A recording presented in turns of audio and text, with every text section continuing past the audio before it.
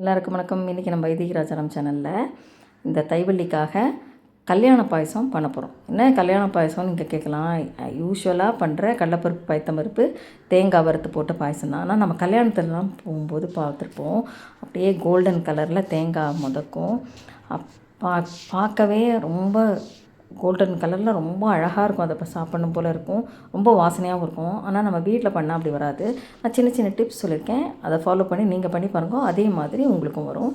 இப்போது நான் இதுக்கு 2 டேபிள் ஸ்பூன் பயத்தம்பருப்பு, 1 டேபிள் ஸ்பூன் கடலைப்பருப்பு எடுத்துட்டுருக்கேன். அதை நல்லா 2 தடவை களைஞ்சிட்டு அதுக்கப்புறமா ஒரு 5 நிமிஷம் அதை ஊற வைக்க போகிறேன். இது ஊறுறதுக்குள்ளே ஒரு டேபிள் ஸ்பூன் அளவுக்கு தேங்காயை பல்லாக போட்டு எடுத்து வச்சுட்டுருக்கேன். இப்போது ஒரு வாணலி அடுப்பில் வச்சு 1 டீஸ்பூன் நெய் விட்டு அதில் இந்த தேங்காய் பல்லாக போட்டு தேங்காயை எடுத்து போட்டு பொறுமையாக நல்ல கோல்டன் ப்ரௌன் ஆகிற வரைக்கும் வறுக்கணும்.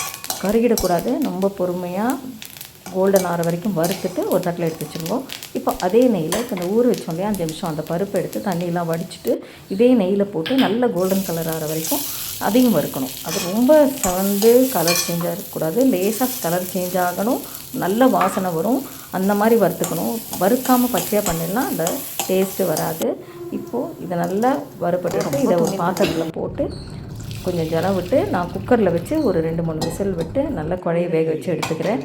அதுக்கப்புறம் இந்த பக்கம் ஒரு 100 கிராம் வெல்லத்தை ஒரு பாத்திரத்தில் போட்டு அதுக்கு முங்குற அளவுக்கு தண்ணி விட்டு அதை நல்லா கரைச்சிட்டு வெல்லம் கரைஞ்சதுக்கப்புறம் வடிகட்டி திருப்பி அதே பாத்திரத்தில் விட்டு நல்லா கொதிக்க விடணும். அது கொஞ்சம் கொதித்ததுக்கப்புறமா இந்த வேக வச்ச பருப்பு எடுத்து அந்த வெள்ளை தண்ணியில் போட்டு திருப்பியும் கொதிக்க விடணும். இந்த வெள்ளை தண்ணி பருப்பு எல்லாம் சேர்ந்து ஒரு 5லேருந்து 10 நிமிஷம் கொதிக்கணும்.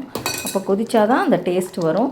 அது நான் இப்போ நல்லா கொதிச்சுடுத்து இப்போ நான் ஒரு 1/2 டீஸ்பூன் ஏலப்பொடி போடுறேன். போட்டுட்டு அப்புறம் இந்த வறுத்து வச்ச தேங்காய் இருக்குல்லையா, கோல்டன் கலராக வறுத்து வச்சுருக்கோமே, அதையும் போட்டுட்டு இப்போது அடுப்பை ஆஃப் பண்ணிவிட்டு கீழே இறக்கி வச்சிடலாம். இப்போ இதை நல்லா ஆறட்டும். ஆறினதுக்கப்புறம் காய்ச்சி ஆற வச்ச பால் 2 கரண்டி விட்டு நல்லா கலந்துருங்கோ. இப்போது உங்களுக்கு கல்யாண பாயசம் ரெடி ஆகிடுது.